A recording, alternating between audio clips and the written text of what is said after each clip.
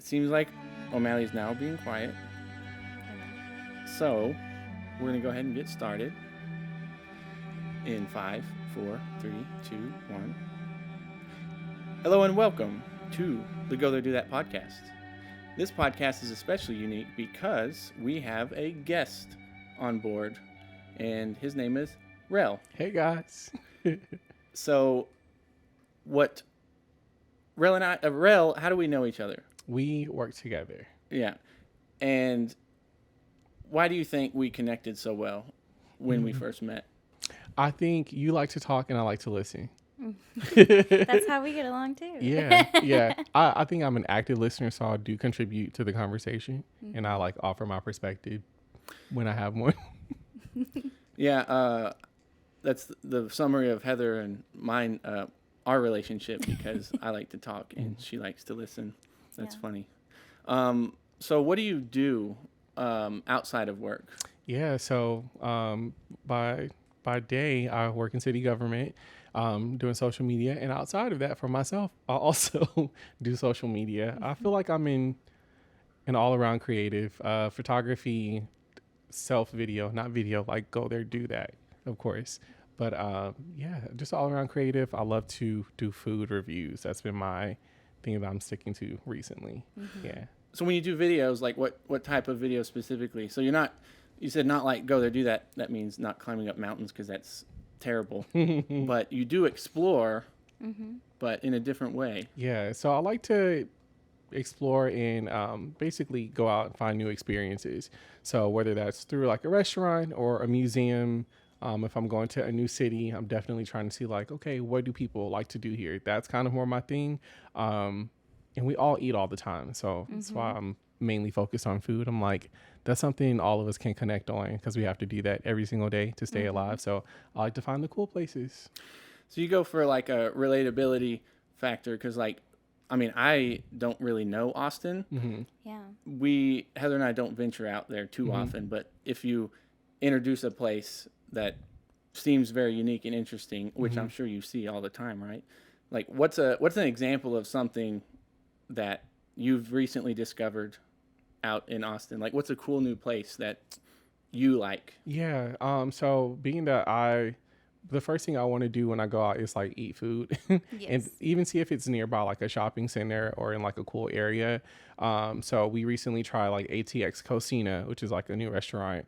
And I'm big on experiences. So it's more than just like, okay, is the food good? It's like, is the ambiance okay? What do they have that's special about the way that they serve food? Are they coming carving off food on your table? Those different things kind of stand out to me. And then location, like, after dinner, people usually going for dessert. And oftentimes I don't do dessert at the restaurant I'm eating at because I want to kind of go and explore a nearby place. So with Atex Cocina, there's like Lady Bird Lake. And there's a nice area there to walk. And, there's like the Bat Bridge. So that's all within the same proximity. So I don't know if I'm answering the question, but if it's a food experience, I like to see what nearby places are interesting as well. Yeah. Because anytime you go out with friends, you have to like eat at some point. Right. Otherwise, people get a little cranky. Yeah. Yeah. So that's not the highlight of the evening exactly, but it is an essential part of It is being out. People are going to talk about the yeah. food the next day, Yeah. So yeah, I agree with that. And like coming in with like more to offer, because you grab dinner with friends, but then you're like, I would like to extend this. Like I still want to Yeah. hang out with you. So having a good location is good to keep Yeah, going. multifaceted Yeah. approach to going out. Yeah. Right. You always get to the question of like, so what are y'all doing after this? If things are like going well, Right. Yeah. If you have energy and stuff like that. And for me, if things are going well, that's a good question. Cause I'm like, you know what? I am willing to push it. Normally I'm a grandpa and I want to go back home and get in the bed, but like, this is a good vibe. Let me sacrifice and let's go have some fun. Yes. Yeah. Yes. So the place to eat at is kind of your way out in a way. Yeah. Not saying it like, oh my gosh, I don't want to be with you, but it's like, it's getting a little late and that food was terrible and I just want to like be alone right now. Yeah. But like, it really can ruin your afternoon if you go to a place that's really not that great. And have you ever had sort of a not so great, you don't have to name the place, but yeah, so I like to focus on places with good food first, right? The experience does matter to me, but that's second. Like if I'm spending my money on food, because I know how to cook. Yeah. So I'm like, if I'm spending money on food, I want it to be good. I won't say the place, but there is a place I went to more recently, and it just was not good. I don't know what was going on in the kitchen. I don't know if the menu just wasn't the best, or if the chefs weren't great. But it kind of felt like a waste. That's happened a couple of times. Yeah. And yeah, it kind of makes you just want to go home. Like, okay, well, I'm over this. Yep. Yeah, it does exist. Yeah, but I think that's like so valuable too, because I feel like we get like in a rut. Like I know there's 1,000 places to eat near Austin. Yeah. Like that's the thing about Austin. Right. It has great food. But it's like, where do you even start? Yeah. Besides like the really popular trendy places that everybody goes to, and then you're waiting for 2 hours. Right. You know, and sometimes they're overhyped. That is true. yeah. Yeah. What's that one Austin barbecue place that people wait? I don't think There's that's like overhyped. Franklin's. Yeah. And Franklin's, then, yeah. And you know what's funny? So I've grown up in Austin, born and raised. I feel like I didn't start to experience the downtown scene until like towards the very end of high school. So I kind of get to relive and do some of that now. I have never been to Franklin's. Salt Lick is pretty like famous too. I think there's one in Round Rock or North in South Austin. Never been to those places either. But it's because my family is from like two different country towns, like Lockhart. I don't know if you've heard of Lockhart. Yeah. And then another place called I'm gonna get the name wrong. I can't remember the exact name, but my family's from the country, so I know that side of barbecue. Right. So I'm like, okay, we do this at home, or like on the weekends going to church. I'm gonna go there and get like real barbecue, so I don't know to compare it to Austin barbecue. Right. Yeah. It's going to be different. You know, really good barbecue. Yeah. You're like in not my going to be opinion, impressed. I'm still open though. You know, I'm like, some people could be, country cooks and move into the city and do that. I mean, these places have lines for a reason, I guess. Exactly. So, yeah. Oh yeah. So and you're looking for that authenticity injected into such a busy place. Right. Like, how do you do that? Right. Like how do you what is that essence of a good barbecue that you look for? I definitely think sausage is like a big factor, because sausage is like a blend of meats and whatever seasoning. So it varies like place to place. Some people are from like, I think the Midwest maybe. No, where's St. Louis, guys? Help me out. I'm not. Is that person to so? ask about Okay. That seems Midwest to me. Okay, I feel like that too. So people are big on like hot links there, which is literally like a red sausage, which is totally different from the sausage that I grew up eating, right? So I'm really picky on that. Brisket is another thing, because brisket has to be cooked a certain way for a certain length of time in order to be tender enough, but then it also should be flavorful. So it's like, how are they getting the flavor in there? So those are the biggest things. I feel like barbecue chicken is really easy. I feel like if you mess that up, like it's, what did you do wrong if you mess up chicken? That's easy. You don't have to really like inject much flavor into it. Just so undercooking is the only thing you can. Mess up on. Yes. But Fun fact: 165 is the internal temperature for chicken. Good to It know. should be there. Yeah. But yeah, those things. fun fact, Heather and I got a grill from her parents, and it just had enough propane for me to cook on it one time. Oh, really? And then it ran out of propane, but I was like, oh no, the chicken's undercooked. And I was making food for your friends when they were over. And I You're was like trying to impress them. I You was had to like improvise. I was like super nervous, because I was like, it just ran out, but I thought I was about to, it was pretty much good. So I came up, I was like, I ran out of propane in this. Yeah. So it's good to, No one got sick. no, yeah. Oh, I So, was like, you should finish it off in the oven. That's the thing too. Yeah, exactly. see, Yeah. and this is why I have you here, because I don't know anything. About cooking. Yes. What? Pretty much. So I'm the support, like I chop the chicken and I, dish it Get off like to tasks. Yeah. because I like tend to over season and tend to overdo a See, lot. you gotta taste as you go sometimes. Well, that's hard to do with things that are raw. Right. So, but like if you were making burgers, you would do the mixture. If you season your meat that way, take a small bit, throw it in the pan, cook that, and then taste that bit if you really need to see it that way. But other than that, I feel like the more you cook, you eye things. Oh, yeah. And like know where the salts are. If you're using like a lemon pepper seasoning, check the ingredients, because more than likely salt is in there too. So if you're using your main salt ingredient, occasion seasoning, that definitely has salt. Just that's where people overdo it. They're adding all of these different seasonings that also have salt. Do the same thing. Yeah. Yeah. And people forget about flavor too, like onion powder, actual onions or aromatics. Like if you chop up some onions and put in some green peppers, that adds in flavor too. You know what I mean? There's so many different factors. So yeah. Where did you learn to like Cook. Yeah. From being in the kitchen with my grandma. My grandma, there's not too many grandkids. Well, now there's a bit more like great grandkids, but like we're pretty close. Yeah. Even still, I'll call her for like cooking advice, but just like watching her and literally asking questions. I'm like, when I cook this, it doesn't taste the same way. Like, what are you doing differently? And she would explain everything. She's like happy to explain that. She's one of those grandmas that's like, okay, church just ended. I cooked. Whoever wants to come over from church, like, you're welcome, you know? Yeah. So I kind of like learned from that style of her just being in the kitchen all the time. Mm-hmm. Yeah. Yeah. Mm-hmm. This was in Lockhart? No, and still in Austin. They're from there, but they like moved into Austin to like raise their families. Okay. Yeah. Yeah. That's cool. Okay. That's good to still have that around. Yeah. Because we moved away from the home cooked meals that Yeah, family that's have so now. like that's the thing. I'm such a homebody too. I'm like, if I'm moving away, like how long is it going to take me to get back home, or can I afford to take frequent flights? You know. Yep. Yeah. So you're not too far. So I'm not. 15 minutes, literally from the furthest person is like my mom. She lives in Elgin, which is maybe 45 minutes away. Yeah. Yeah. That's always good. Yeah, I guess I didn't know that about you. You were born and raised in Austin. So, okay, I guess I'll ask you, like, over time, how have you seen things change, and how do you apply that to like what you do now with your own social media? Because you have that insider knowledge, right? Like you have the history behind you to also talk about these things. Yeah. So like, do you think that's helped? I mean, obviously, in what way has it helped? Yeah, for sure. So I think growing up in Austin, it's very different now. And I kind of got to see that over time when I went away to college. So when I would come back on the trips home, I'm like, whoa, these new buildings are up. Like, and then you see more tech companies starting here. I think with that, a lot more business ventures were started for people. They wanted to create a restaurant that stood out, you know, so that kind of changed. So that was cool. But being in the Dallas area, there's so much more. They're like, it's a bigger metroplex in general. Right.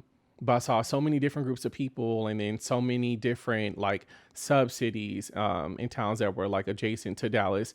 And that just like opened my mind. I'm like, wow, there's so much out here. Like different walks of life, kind of more of a melting pot than I feel like Austin was. Right. And with that being said, there were different people that had like a different hustle about them, I would say. Like if a lot of people from the East Coast, I felt like had a spark. Like in college, they were out doing things. They were trying to make something happen. So that inspired me in my creative process, because I'm like, wow, these people are really motivated and ambitious. And then just connecting with people in general kind of piqued my drive and determination to create content on my own, I would say. Like I would sit back. I'm a person who like will sit on an idea and not really take charge at it. But then I'll see someone else do something. I'm like, I can do that. Or that's easy to me. Like I'm inspired. Like, let's go for it. Let's start to create. Well, it also validates, because you don't want to be the first one to be doing something and then you constantly like sort of, it's not really going anywhere. So, you know, but it validates it when you see other people sort of doing it. I think that discourages a lot of people from doing a new thing, because they're like, well, there's already so many people doing this thing. It's like, that just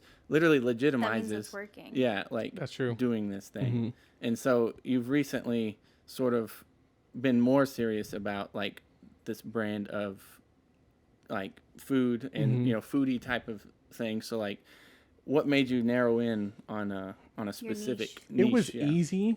Like it's weird. I think oftentimes when we think about our niche, we try to stick to like how we envision ourselves, or like what that's supposed to look like in the long run. And I had to take a step back and say, okay, well, I'm getting some traction with these things. If my goal is to grow, like let me stick with something that is gaining more traction. Let me throw some things out there and see what hits the wall, what sticks to the wall. So that's kind of what I did. I'm like, I didn't think food would like be my thing, but when I ask people about me, they're like, well, you cook on your story all the time, or like you told me to go eat at this place, you know? So I'm like, that kind of makes sense. That if that's what reality is in my small circle, it can be that same way on social media, because these are other people who have these same interests. It's something that already comes natural to me. I'm going to go eat at these places anyway. I do have a photography background, which makes my videos look better than what I see often, you know, from other people sometimes. So I'm like, combine those things and like kind of give people what they want. So that allowed me to like create a strategy. I'm pretty clever with like writing and stuff like that. So I'm like, okay, cool. Let's be witty. Let's try to interject your personality, like my real personality. I feel like I'm still formal right now because it's like in the setting, but like when I let loose, like interject that into some of the videos, and like that's going to draw people in. And then there's SEO and other stuff that like I pay attention to, all the actual marketing stuff. But yeah, that's what kind of helped me to like decide on food. And even now, I still don't know like what that looks like for me long term. I know that like while I'm waiting and trying to figure that out, I'm still eating at places, so I'm still gonna keep recording and putting out the content. Yeah. Which is cool. I want to say on TikTok, it's like definitely doing numbers and it's residual attention. When you're hitting SEO points, like I said, people are always eating. So that means if I'm posting like, hey, this is this spot in this location, and visitors are using a platform like TikTok as a search engine, they're going to keep finding that. So it's still like last. So I think in a backwards way. Let's do what people are already interested in. And then once I've built that audience, then I've built a loyal following and I can kind of take them wherever I want them to go. Exactly. Yeah. That makes so much sense. Yeah, that is good. So, yeah, I'm going to have an Ethanism really quick. Okay. Once O'Malley. We love an Ethanism. Yeah. Yeah. I don't know if anyone's been hearing O'Malley sort of cry downstairs, but he's our doggy that wants to be up here, but he can't be on a podcast because he doesn't speak English. But if you hear that, that's what that is.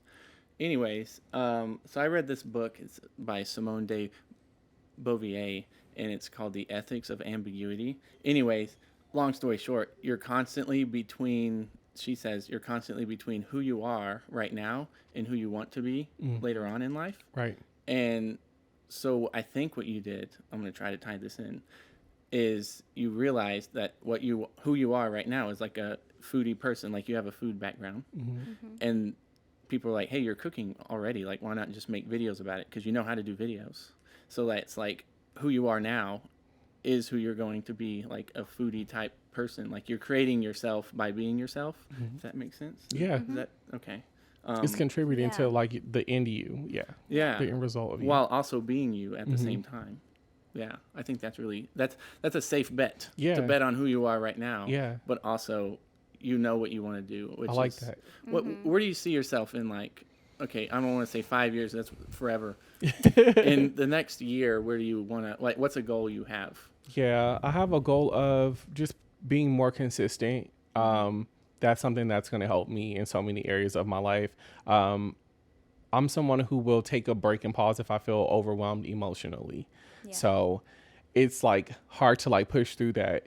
Like especially post COVID, it's really weird. Like, so I'm an emotional eater, right? Like my relationship with food is like, I enjoy food and then it can also be a vice. Like there have been times in the past where I'm stressed out and thinking about something and I'm not even realizing that my body is moving towards the kitchen. Yeah. Like I've noticed that. I specifically noticed that during COVID. So, yeah, with that being said, it's like, I need to like just try and be consistent and have balance and manage that, which is why like I found, the hobby of tennis now. Like I played before in the past, but it's something that has resurfaced because I'm like, okay, there has to be balance somewhere. Let's just move our body. Let's get active. Because I'm not the type of person that is just going to get up and want to go to the gym all the time. Yeah. And like being now that I am looking for new places to eat, I have to have some system to make sure that I'm regulating and not setting myself backwards. Because I see that too. I don't want to be so focused on the goal to where I'm forgetting about like myself and my own health. Like, oh, these videos are taking off because, they're doing pretty well. They're getting like thousands of views. That can easily encourage somebody to reproduce that, which is what you should do. But for me, it's food, and sometimes it's not the most healthy food that does well online. So I have to do it in moderation, Unhealthy food does better than healthy food? For sure. It looks more appetizing. The pizza, the cheese. Pizza, the cheese pulls, like, and I keep that in mind. Like, and here's a tip for anybody that's listening. Like, I don't want to give my full formula away, but I know that those shots, like being placed towards the beginning of the video, does well. So if you see like a cheese pull or like or a piece of fried chicken, like it's like, who doesn't like fried chicken? You know what I mean? That stuff like grabs people's attention automatically. And I feel like that's why it does well. You'll see a lot of YouTube mukbangers who have gained a ton of weight and stuff, I know who those are. Yeah. And it's like you have to keep an eye out for that stuff, because at one point does it start affecting your health too negatively, and is it worth it? Like, are you still able to enjoy the same things? Like, I don't want to put a price tag on that, who's on my in health. Control, right? Like, when you're creating something, it's like when does it become not okay? Right. Like, clearly, you are now. Well, you mentioned the mukbangers. Do you know what that is? I don't. Mukbang or mukbang. It's like how they say it properly. It's a weird word. But basically, people like do video content of them just eating on camera. But it's becoming more and more unhealthy. Well, yes, like it can yeah. like They I can't don't. stop because they lose their audience. Yeah, and that's they're- scary. Yes. There are some people, I don't want to say names, but like who have gotten really big and like Yeah. they've been hospitalized. Now have my. this sounds so dramatic, but like are now on a like ventilator machine or oxygen tank within their home, and we're not like that at first. And Yeah. it's weird. It's like you get into the storylines and the views, and you know, like the more that you have, the more extreme it is. People are going to share that. That content is shareable. You know, Right. it's similar to like how pranks are popular. Right.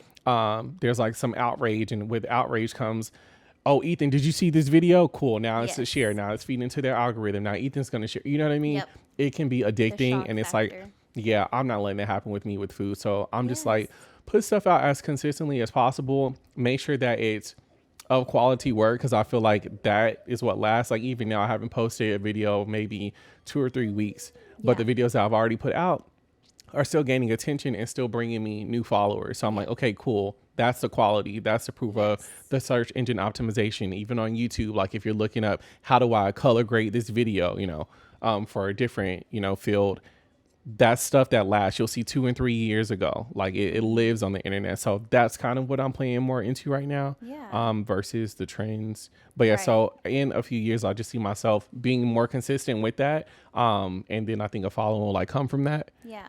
But keeping the quality, like not going for the consistency where you're like, well, I need to do this every week, even Right. if it's not my best. Right. Yeah, because we don't want to compromise that. Yeah. Especially when you figure out what works. When you figure out what works, it's like, okay, let's repeat this. That's what you should be repeating. Not to say that it's not okay to try new things, but don't Right. forget about like what you started and what's already been working for you. You want to Yeah. keep pushing that further in the right direction.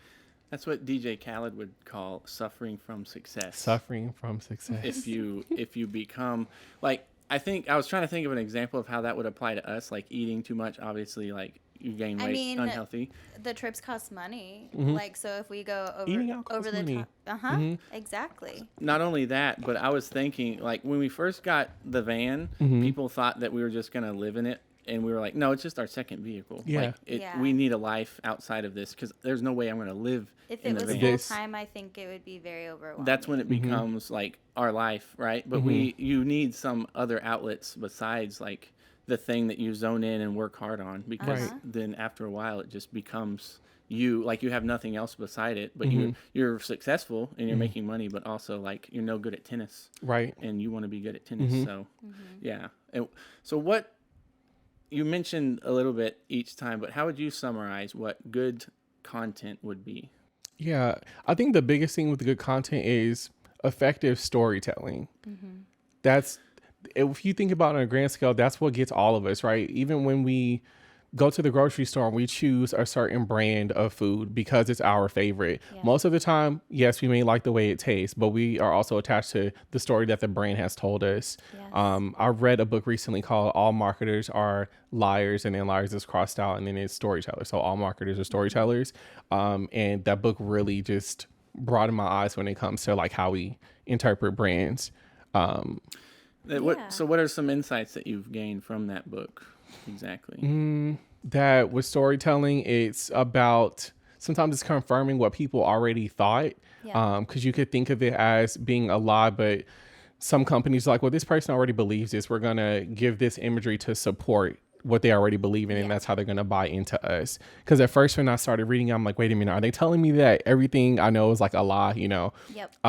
Which could be in some cases, but it wasn't that. It's more of like enhancing on what people already believe. So I'm trying to think of like a proper example. I'm going to come back to that. I Yeah, can't think like- of like a really solid example. It's killing me. Right, like the story. I mean, that's like with anything or any person. Like celebrities are trying to tell you their side of things. I mean, Right. I started that Prince Harry book, Spare, but I'm like, why is this important for him to do all this, right? But he wants to tell his side of things. Like, Yeah. what's the point? Why is the story so effective? Yeah. Is it because in the end, if told correctly, it evokes a certain emotion, and it's Yeah. the same emotion as the storyteller, right? And that is what makes so it's like believe. You're not gonna believe somebody if they just like say, "Hey, look, do this thing." It's Right. like, "Hey, I did this thing, and this is what you should get out of it." Yeah, it's like a from perspective, and it's like a recommendation in a way. So I can use food videos for an example. whenever I go, I just told you guys how like I value the experience, right? So with my phone, I'm trying to just record in a way that captures the entire experience. Yeah. So I'm starting off with the main thing people are listening or tuning in for, which is food. And then I'm also getting clips of like, what's the ambiance like? What does it look like inside? What is the decor? These are things that people also care about. And then I'm telling you in some videos, this is how the service was. Like it took a while today, or this was our server, Mike, and he did a really great job. You know, you're like giving your personal recommendations as if a friend asked you. Yeah. And then that's kind of what works too, because the people who are tuned in are already interested in the subject. They found you for a reason. Yep. They found you because they want to know what it looks like to hike up this certain mountain in this certain park, right? Yep. So it's like, okay, cool. So how do I entertain the people who are already interested, right? And I feel like that kind of expands, right? Most of the time it's some people are looking to find new audience members, but it's like, let's take a step back first. There are already millions of people who already are interested in exactly what you're interested in. Find those people and connect with them first, right? That's kind of like my objective right now, is to connect with people who already like me. And then I feel like once that audience grows, people who may have not been interested, they'll start to follow along, because they'll see like, oh, there's a lot of attention over there. Like, I wonder what he's doing that's different. Like, let me tune into that. Yeah. And I think effective storytelling helps you to achieve that. Yeah. Yeah. We all want to hear a good story. And people like to see themselves in stories. Yeah. So like being authentic and relatable helps you build that like audience. Yeah. That can be hard too. I think so I studied broadcast journalism. It's called converged broadcast media, but essentially it's like broadcast and journalism merging together. And we're like trained to be on news, right? Like news anchoring. And that's not something I ever wanted to do. I wanted to do like entertainment news, which is still a different ball game. You can be a little bit more of yourself, interject some more personality. I don't feel like you have to put on that reporter voice. Yeah. No offense. But you can be yourself a little bit more with that. And it's like with that, you're trained. So transitioning from that to like the influencer culture now, where it's like you can fully be yourself and kind of do almost anything, was like an adjustment. Yep. And I'm still not quite there yet. Like there's times where I get really comfortable and like let loose. Yeah. And then there's other times where I don't know, I like turn on this needs to be articulated properly. You know what I mean? We call it like code switching, but it's like how I would speak to someone if they called in at work or someone from another department needs to speak to me about something. It's not the same as when I'm kicked back, relaxed, and you hear the country twang and stuff come out. So it's an adjustment, but authenticity is definitely the way to win and connect with other people. So I totally agree with you on that. But do you ever feel like you still want a little bit of a separation, you know? Yes, because I feel like there's like a time and place. So it's not something I want to be completely merged together. Although Relax Me isn't like inappropriate in any way, right? Like think if the president called you up and were to ask you to give a speech or something, you want to make sure you're on your P's and Q's, you know what I mean? So that presentation is going to look a little bit different for me. So yeah, I do like that they're separate, because a time and a place is definitely a thing. I'd be a little nervous if the president asked me to give a speech. So I'm going to go ahead and address the elephant in the room, the dog in the downstairs. Do you want to bring him up here and just have him lay next to you? Yeah. You want to try that? Okay. Yeah. Rell and I will keep talking. Yeah. Okay. Sounds good. We will get. He's just very lonely down there. But normally we have him up here. He was just trying to jump on you earlier. Yeah. So it's just funny because it's not like we're trying to have a certain authenticity about us, but we're literally like filming with an animal in our house, and it's like it's the real deal.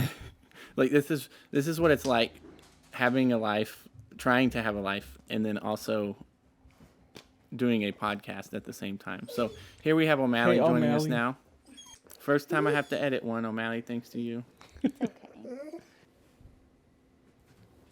Okay, so We spun off. We were talking about storytelling, like why it's impactful, and authenticity. So who is a part of your story? Who do you normally find yourself going to these restaurants with? Yeah, my partner. Do you say partner? Do you say boyfriend? That's all up of to the you. above. You can say whatever you want. I'm like, what is the correct term? Yeah. So his name is Tyler. And that's my foodie buddy. He loves food just as much as I do. So he makes for a great partner. And then he kind of understands camera angles and stuff too when I need him to. Yeah. I'm like still training him. We're going to get him there, but he gets it enough. He sees like what I do. And he's like, all right, I kind of get what this should look like. You know, sometimes you get people to take your picture or film you and their phone is like sideways. Yes. He's not one of those. So yeah. And good. He sees that it's like a passion for you. So he's supportive of that and like is trying to learn. Yeah. And that kind of helps me to like go for it. When someone like enjoys or admires what you do, it's like, oh, it feels like I'm not alone in this. So it's really cool. He's always excited. He's like, oh, I can't wait. We got to eat. I can't wait. Did you get enough angles? Did you get every shot? I can't wait to see how this one turns out. So I'm like, that's cool. You rock. So an important part about content creation is a good, solid support system, right? Support system. But you don't want that system to be how far can it extend? You say all 20 of my friends all believe in what I do. It's like, do they? Yeah. Though? Like, I mean, you're not like there with them every day. They're not a part of it too. That's exactly like similar to what Heather and I also go through, right? Like with this whole thing that we're doing. It's like, no one's gonna care about it as much as like you do, and that's okay. Yeah, it is. I say that all the time. But it's very nice to have somebody in your court that does care. Yeah, it's like complimentary, right? It definitely makes a difference. I think that first you have to believe in it yourself, right? Yep. That's like your job. Because sometimes, I mean, you're the one doing the work. He's not doing the editing for me, you know? Yep. So I have to believe in it enough. But I would be a liar to say that it doesn't help to have him to be as excited.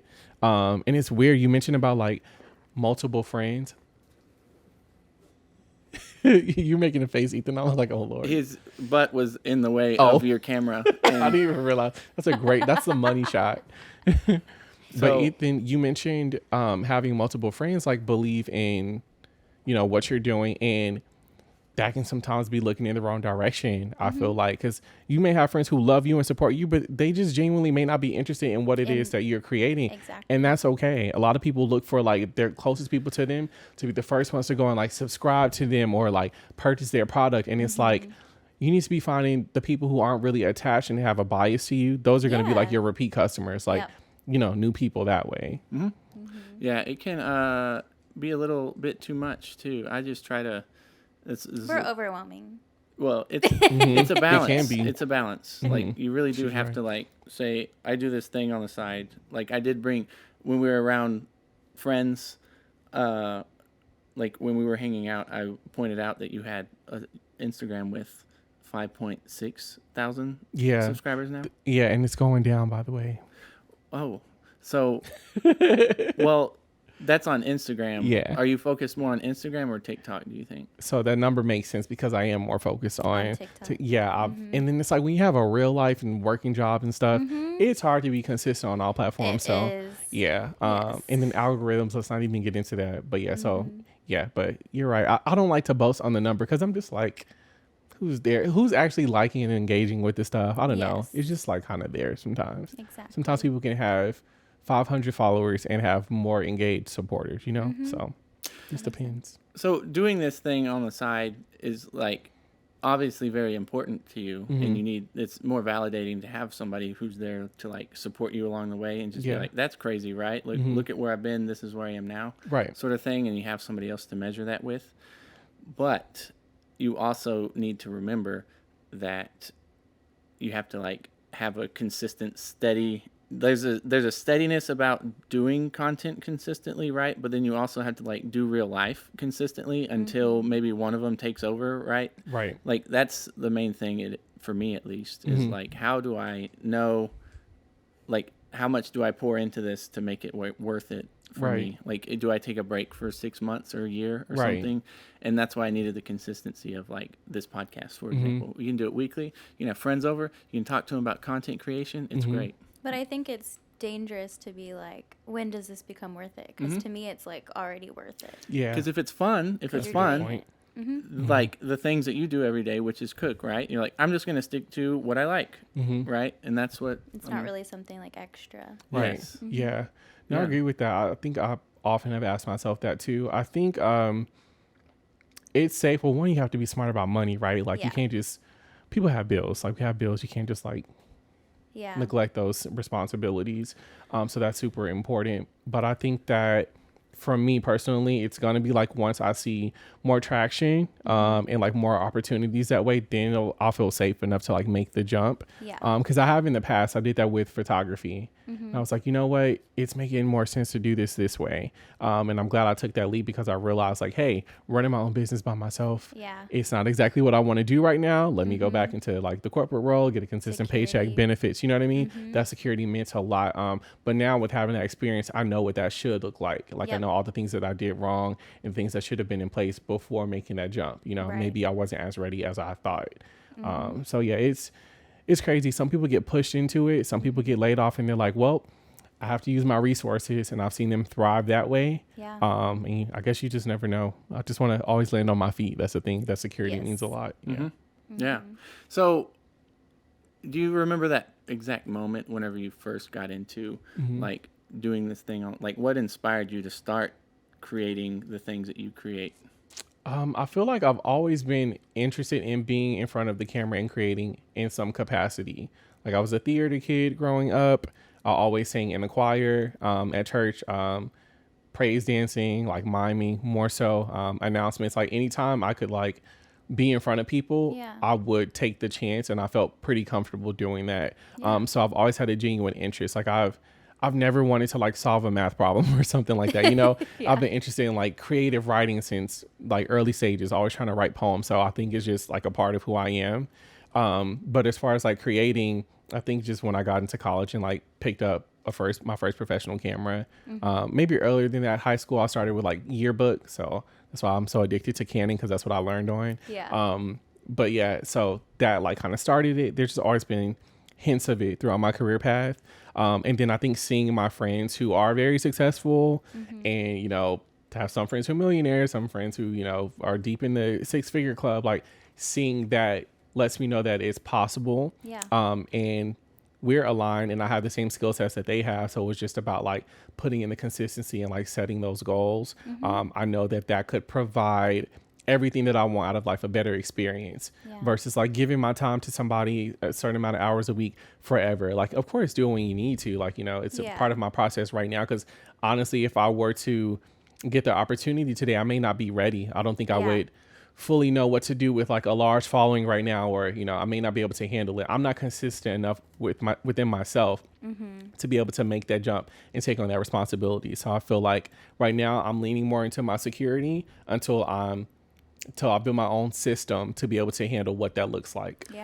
It's constantly scary, like just not knowing what will happen with what you're doing. But so if you were to talk to somebody who is unsure about, like, I kind of want to do my own thing that I'm interested in, because I mean, whether we like it or not, there are so many avenues and platforms to like make your own thing a thing to other people, because it's like everyone has a genuine interest deep down within them. Everyone really has a voice. Exactly. So nice. And so somebody who's like maybe a little bit too uncertain or afraid, like, is there something that you can think of? Like, what would you tell them? You know, like, just start, literally. And I know it sounds so cliche, but it's the truth. Like, and that's with anything. Like, if any genuine interest, like, you have to start the process, because the worst thing for me, my biggest fear is to be stagnant, or to be 45 years old and thinking back like, oh, if I would have started this when I was 30, like, where would I have been? I don't want to live with knowing that there's a huge what if out there. I want to at least have tried and failed. You know what I mean? Like, I couldn't live with that. Like, I wouldn't want to die knowing that I had these talents and this ambition, but like not enough drive to complete the mission or to even give it the effort. So I would tell someone who's thinking about it, start like in the smallest ways. And say if it's content creation, it doesn't have to be going out and buying the best camera right away. Sometimes you may not know what to do with that yet. Sometimes you might, you know, but start with your phone, start with what you already have, just to get familiar with the process. And then after that, you start producing enough to start getting actual results and data to then come back and strategize on. But you'll never get that data if you don't start. That's what's interesting about like today's day and age. Like, smartphones have gotten so good. Like, you have your own professional equipment available to you to shoot video on, but you still choose to use a cell phone. And so everyone has, I want to say a lot of people have cell phones available to them. And so what is like, it's not really if you want to do videography, like Yeah. you do start with what you have available. Mm-hmm. Like it doesn't have, it's not going to be the best thing because there's going to be a new camera Right. that comes out next year Mm-hmm. or whatever. So like you kind of, it's not like you're settling, you're just knowing what you have and what you can do with it too. Right. Why do you prefer to use a cell phone?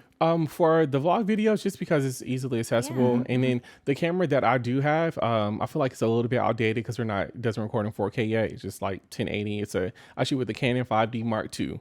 So I love it for photos. I don't think it was made to be the best video camera. Yeah. So that's the reason why I go to my phone, and then it's just less noticeable, easier to manage. There's some image stabilization there as well, so that helps out. And it produces really good quality. A lot of people don't take the time to get to know their devices. Go into your settings, see what different frames per second rates look like. I know how to work the device, so that's kind of why I prefer it. Yeah. I could definitely like upgrade, but right now I don't see I don't see it necessary to. And then you have to think about how many people, especially with apps like TikTok online, have gotten ahead and are not using the latest. Having high quality equipment doesn't equate to the best content. No. It can look great. You need to know how to edit it. Again, it's all about the storytelling. I can have a little bit lower quality and still tell you a better story than somebody with the latest. So it's not the most important thing for me and my own standards. Yes, I'm not putting something out there that looks like it was shot on a microwave because I just don't prefer to, operate that way. But it could be possible if that's a choice. Yeah. Don't shoot on microwaves. Those are too heavy to bring to restaurants. Clearer than that. Wipe your cameras off. That's really the biggest thing too. That's how you get some great quality. Wipe the cameras off in good lighting. So, do you have any future predictions of like where things are going since you've seen Austin sort of start, like years and years ago, and then now you're seeing it turn into something else entirely, like with tech companies and stuff. Right. But your insight on like social media and stuff, and I know you can't figure out the algorithm ever, but like, do you think where do you think we'll be in like 5 years when it comes to like content? Yeah. Like, I feel like it's going to continue to evolve because I know television ratings are like below. That's why everyone is putting so much money into streaming services because the world moves fast. We're all working. We're busy. We want to watch something on demand. Yep. That's the reason why we see these huge actors on Netflix films. You know what I mean? It's not the same as like, low budget up and coming, right? Yep. So I think social media will still have a place. With AI, I think it's going to get even more interesting. You said it. Yeah, there are applications that can help like smooth the process out, and then probably lessen some of the outsourcing. I know some people who aren't the best at editing and will just hire an editor. So I think AI is definitely going to change that a bit. But I think influencers are still going to be extremely powerful because we want to hear from real people. With storytelling, brands can put a lot of stuff out there. You see a lot of testimonials, a lot of paid actors at the bottom of the screen. Essentially, some influencers can be paid actors, but it's like the more you build rapport with your audience and people trust you and you're honest with them and authentic, that relationship is kind of where the money's going to be. Like even in the smallest amounts, even if you're talking about something that costs $5, if you have a following and that translates and those people are spending that money, you have some like buying power within that. It's going to resonate. So I definitely think we'll still be in that stage as a society. Yeah. So what do you think makes a person authentic? Like, what does that word mean to you? It means honesty. Like I'm not, for instance, when I'm doing a food review, obviously I'm not getting paid either at this stage. But if I were to, I wouldn't lie. Like I wouldn't tell somebody that something's good if it's not. So just really like being honest and saying like, hey, you can't pay me to give a different opinion. I think those are the people with like the largest followings because people can say like, okay, cool, I'm interested in this. I haven't tried this, but I did try something they recommended and I remember that being good. So I trust them. It's literally building rapport with people that, you can't physically like be around or can't speak to like a friend.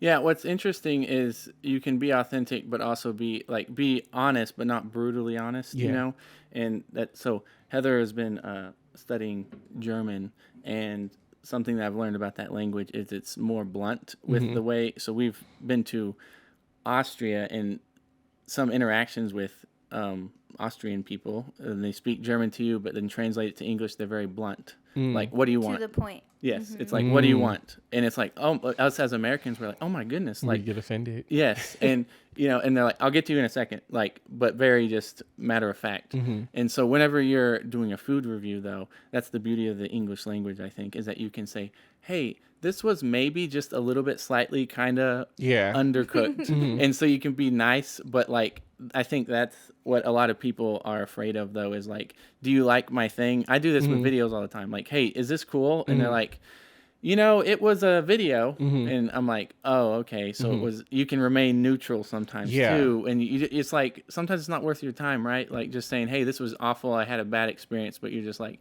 it's great. And people know what that means. It's like, I always think of like, what is the end result of this? What is the end result of my feedback? Like when I've had food that isn't so good and the waiter comes up to the table, like, how's everything going? And I'm like, oh, it's good. You know what I mean? Because I know that leads to, oh, well, what didn't you like about it? Do you want to swap that out for something else? And I may not be ready to do that or wanting to do that. I may not even care to. I'm like, it's good enough for me to finish. I don't want to make a big deal, right? So that like kind of changes the trajectory of my feedback. But in videos, I am able to say that, like, there's a nice way to say that you didn't enjoy something without like bashing somebody. I've had certain things that like weren't cooked to my liking, or, may have been a little bit too medium rare, raw, like when it comes to, meat preparation. And I've definitely talked around that, but it's also because it's about perspective. I can't say that it's nasty because it's like nasty to me when there's somebody who like will eat meat rare and may love it. So I include that too. I'm like, hey, in my opinion, or this is how I normally like things, and this is how my experience with it. And I think that helps people a lot too. Yeah, you can be honest without being mean. Like, I'm big on that. Be constructive, and it's like what is the intent ultimately? The intent isn't to hurt someone's feelings. So it's like, okay, let me think about how I'm going to communicate this.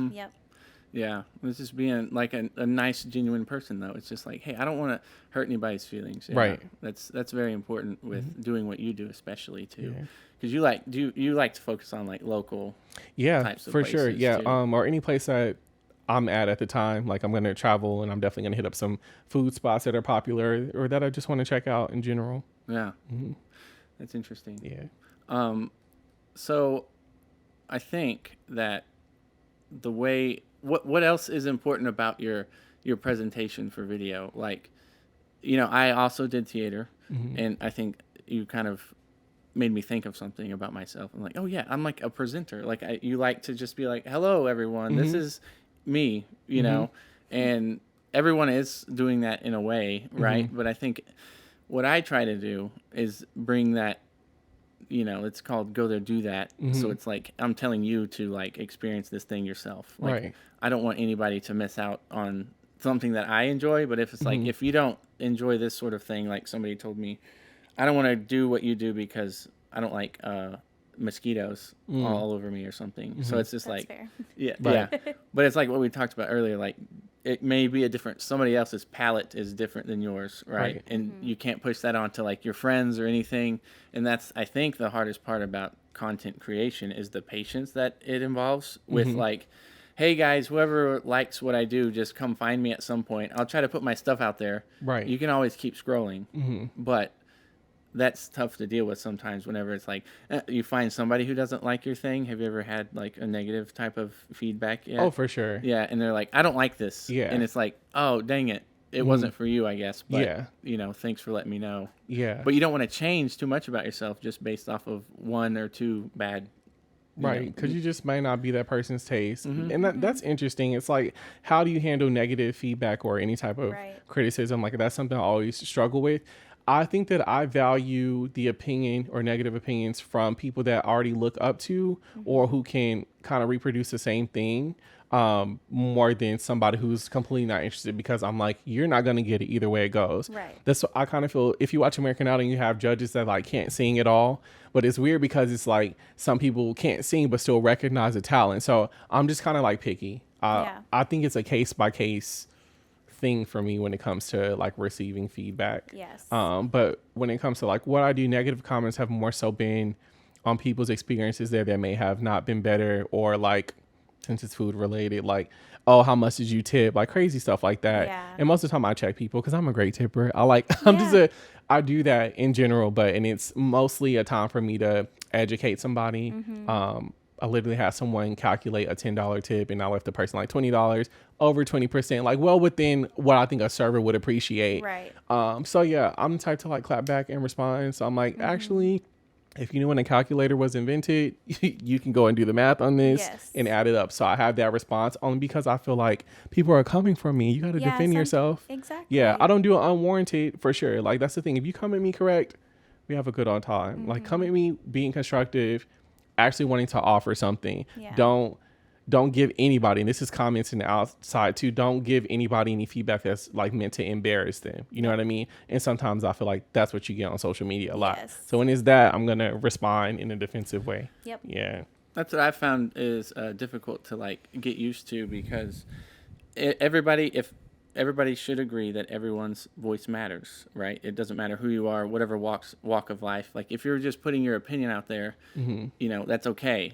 But then also if it's like, hey, if this opinion is being honest and it's not being genuinely like you want to better the world, right? Yeah, like you're hurting somebody else with your opinion. Yeah, and then you it's can like keep it. It's important to know what the difference is, though. When somebody comes at you, is like, are you just projecting something onto me right now? Is this really? Am I really your problem? Right. You know, and so that's what I think about a lot. Yeah, because there's a way to say it if you cared, right?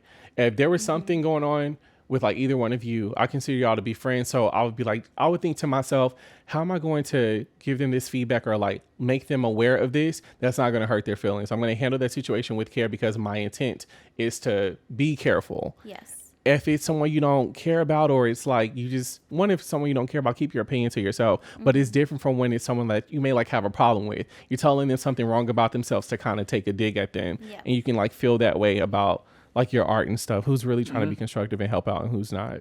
Yeah, it's like separating the art from the artist too. It's like, oh, you know, sometimes I make things and I'm like, well, that wasn't like super great. I just didn't really try. But sometimes people just love it. It's like, okay, that's when it's interesting. Cool. But then also you make things that are bad and nobody pays attention to it, and it's like, okay. But then also it's like, why would you put your stuff out there if you're not going to be ready for criticism or two? Because it's like, you mentioned people in your field you're more likely to like value their opinions because they know what they're talking about too. But also anybody can criticize a movie, right, or art painting too. But then it's like, if it's your face on there, right, like, hey, you're telling that to me, but it's really difficult to separate yourself from the thing, because something I made 5 years ago wouldn't be something I made today. Right. So it's like, who you are right now is who you are too. Yeah. You have no obligation to be the same person you were 5 minutes ago. None at all. So, yeah. And that's what we're getting into right now is you have, like, a genuine person is somebody who is not trying to hurt, like, lower the overall, you know, attitude of you don't want to go negative with the world, right? You're just like, hey, I don't want to hurt your feelings, but I genuinely want you to improve. Right. And that's like being genuine about it. It's like, I'm taking the time to tell you something and it needs to be valuable to you. But then when somebody's just like, you're stupid, it's like, how is that, like, in what way, you know, like, am I gonna that help me? Yes. Am I gonna explore this more? Do I want to know why I'm stupid to you? Like, right. But also, I'm not the kind of person that likes being called stupid. So do I just defend myself? Do you ignore it?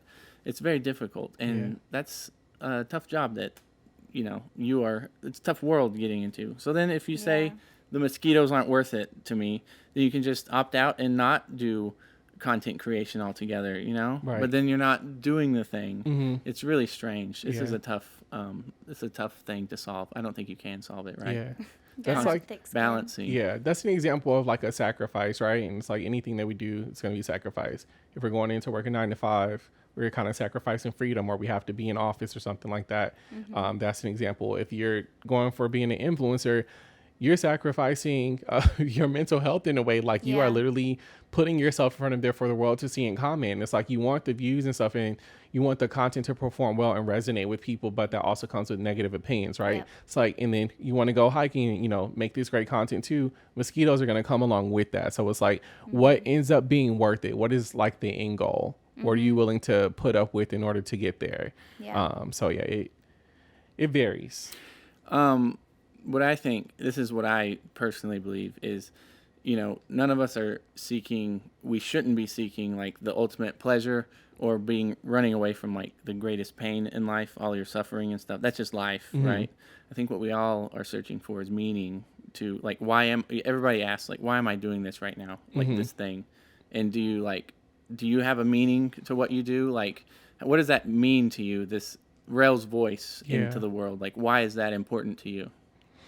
That's a really good question. I feel like I think about that on a daily basis. I think at my core, it's to just show people that it's possible, like anything that I accomplish. I've always been a go-getter, not necessarily an overachiever, but I've never looked at something and felt like it was I've never looked at something and felt like it wasn't within my reach.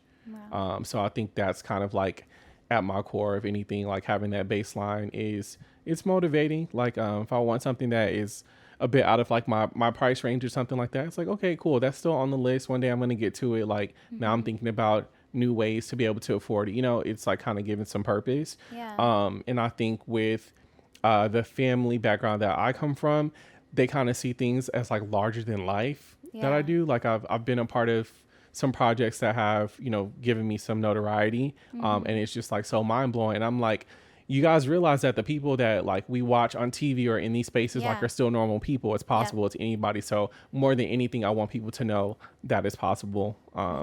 I don't even know how that relates to like food reviews, but it's like if I get put on the food channel one day, it's like that's a wow factor, right? Like that kind of means something. There's some notoriety within that. And my thing to go back to would be like, well, I thought it was possible, and I started just by doing something that was fun to me, and that led to other things. But if I never believed in it taking me to greater heights and I wouldn't have gotten here, that would be what my future self would say. So to show people that's possible, anything that you want to go after, there's a method to it. You can get there. I think our visions align.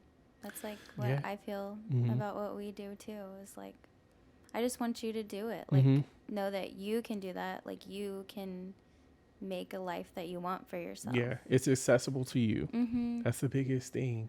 People probably see what you guys do and like, oh, I can't. How can they afford it? There's a way. There's a way to do it. Like when you care about something, you find the resources, you save, you cut back here and there. Like there's a way to do it.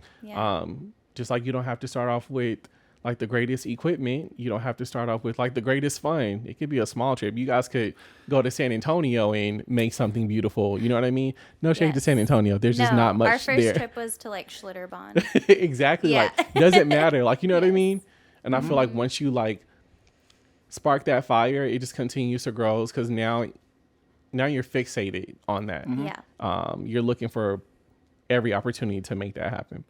Yes. Our first time camping was in a tent with no rain fly on it. Yeah. And it was, it could have been bad.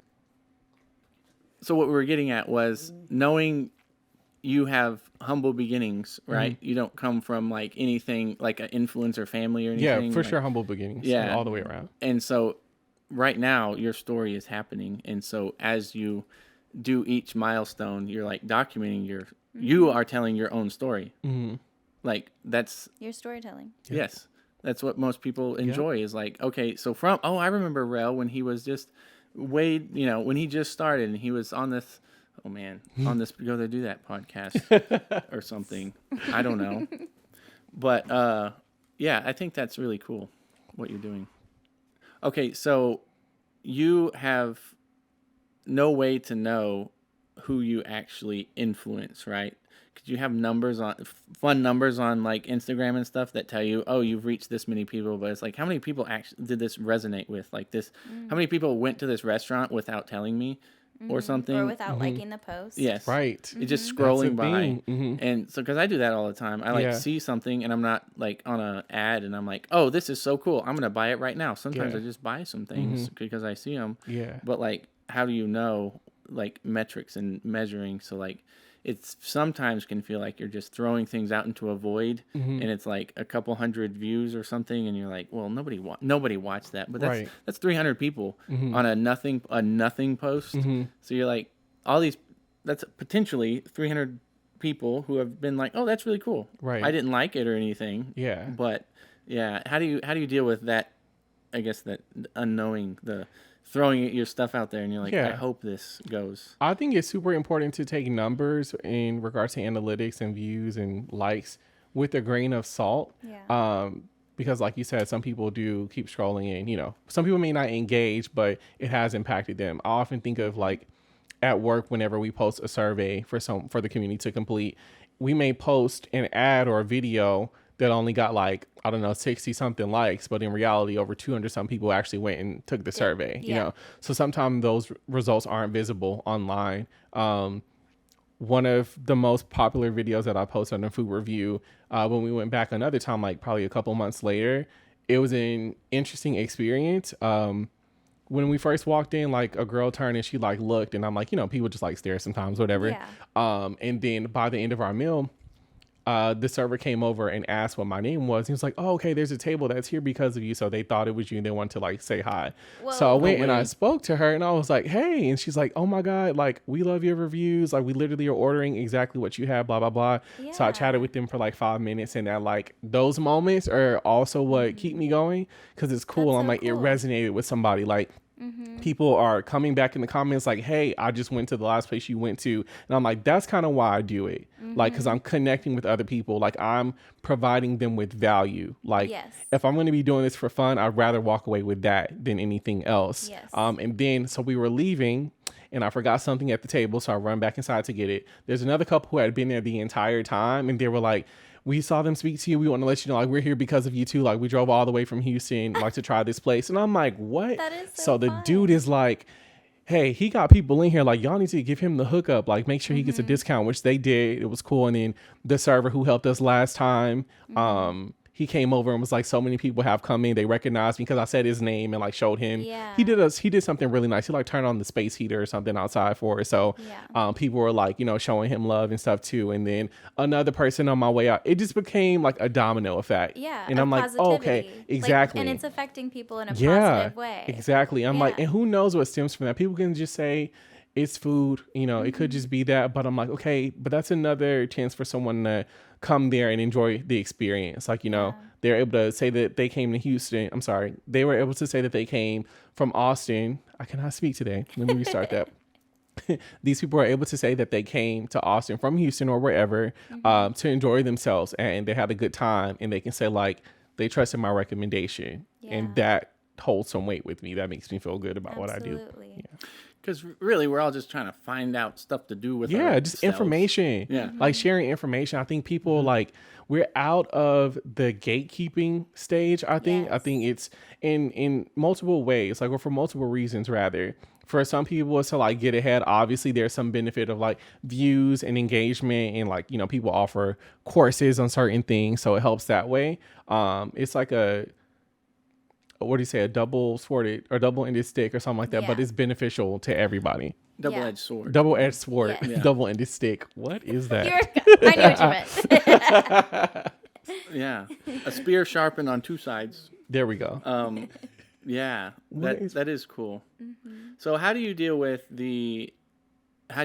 so social media is like beautiful in a way. Like you just described wonderful stories where it's like, I just was, you know, saw this, I saved it. Like some people just genuinely catalog fun new ideas that, you know, Rell gives them. But there's a lot of bad ideas and like kind of a lot of noise to get to the things that you really that speak to you, right? And so it's like you're shopping for an experience in a way when it comes to like this sort of lifestyle thing. I mean, the things that we do too are like, hey, this is our experience at this national park. Right. And some people are like, well, they had a good experience. Now I want to go there and experience it. And you're not going to have the same experience too. So there are people who talk about like, I had a terrible time, or these people are terrible. And you constantly hear that too. And like, so how do you deal with that? Like constantly hearing this sort of positivity, like mixed in with negativity. That's what I'm trying to say. It's just, happening all the time. Yeah, I think for me, I've had people in the comments like, "Oh, I went to this restaurant and it wasn't that great," and I respond to that. I'm like, "Oh, I'm sorry that was your experience." This most recent guy was like, "Oh, you went to this place and it was like overpriced and the food was like okay." So I think the first thing is to think that you can't be like an adult or mature for other people, because if you give me a recommendation and I go somewhere, I'm going to go there with the open mind. Like, you may like it and we may have different tastes. I may not like it. Exactly. And I'm not going to circle back around and then point the finger at you. Yeah, because I just didn't enjoy it. Like, there are different factors that come into that. Absolutely. And you just kind of can't change that. There's not much you can do about that. But I feel like I address it on social, or even if a friend were to tell me in person, I genuinely care. I'm like, oh, like, what did you order? I'm curious. I may not care, like, it's personal to me, but I'm curious about it, So I was more asking sort of like how your consumption. Like, yeah. You also you have to kind of look, you said you use other people for inspiration, right? Like, while you're looking through all this stuff, like, how do you sort the good from the bad, right? Like, and deal with the bad things and just kind of say, well, that's just the way things are, people are, whatever. Right. You know what I'm saying? Yeah. Like, how do you deal with the negativity of life? Like, when things are getting you down, how do you still maintain creating positive content? Does it go with that, I guess, the inspiration that you get from actually seeing the impact that you make on the world? Yeah, I will say that positive comments can definitely be a pick-me-up. And it's weird because you would think like, okay, what's the opposite of that? Do negative comments like get you down?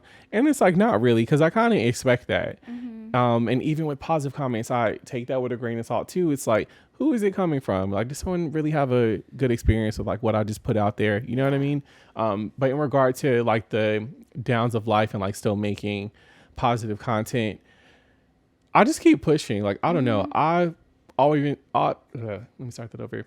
I've always been the type of person to just sweep negative feelings under the rug, and I don't want to suppress it, right? Right. But it's like, I'll deal with it at a later date. Like, now that's not the priority. I don't want to give negativity too much life, because I don't want it to grow and like to take over. Like, we were talking about the car accident when it got rear-ended, you know what I mean? I'm like, no, this is not going to ruin my day. Like, you'll still went to dinner. Yeah, it's not, I'm not letting this ruin my dinner. We're about to have some bomb fajitas and margaritas. Like, do you want to tell that story? Briefly, I will. Just being on the road, seeing somebody who wasn't driving the best, and we're in bumper to bumper traffic. And I made a joke like, oh, that dude needs to get off his phone. Not even really seeing him actually on the phone, but he was just driving like not the best. A couple exits down, dude rear ends us, and just like, okay, that just happened. And I'm just normally really calm in situations that people may panic in. I just know that not much is going to be accomplished if I panic too much. So I'm like, okay, let's just address this right now, and then you take things step by step. Got out, got the dude's information. Car is mostly fine, minor cosmetic damages. Continue on with the night, and we'll deal with it and talk to the insurance. We'll deal with it and talk to the insurance the next day. So that's kind of how that took place. That is a good final insight on what Rell has to say. He is not going to panic. Nobody out there panic and make it someone else's issue. But if you need someone, let them know. Always reach out when you need help. But also know when you need to be helped. Yes. Self-awareness. We all got to practice that. And just like that guy texting that hit you from behind, we need to get away from technology. So I think that's a good closing to this podcast. So thank you so much, Rell. Thanks for having me. I wanted your voice to be heard because you're a very interesting person to me. Oh, thanks. And I do think that one day we'll be looking, I don't know what it is right now, but Food Network or something. Rell. It's going to be whatever you want it to be. It's going to be whatever I want it to be. But you're going to be a name in history, and it's going to be a good thing. A good name, good positive vibe. I don't know. I just like your vibes. Thank you. I appreciate that. Well, thanks for being on here. I hope you had fun. Absolutely. Literally anytime. Okay. This is the first run, y'all, so if it's not that great on my end, I'm going to try another time. Yes. Well, thank you so much for listening, everybody. This has been the Go There Do That podcast. Join us next week, and we'll see you later.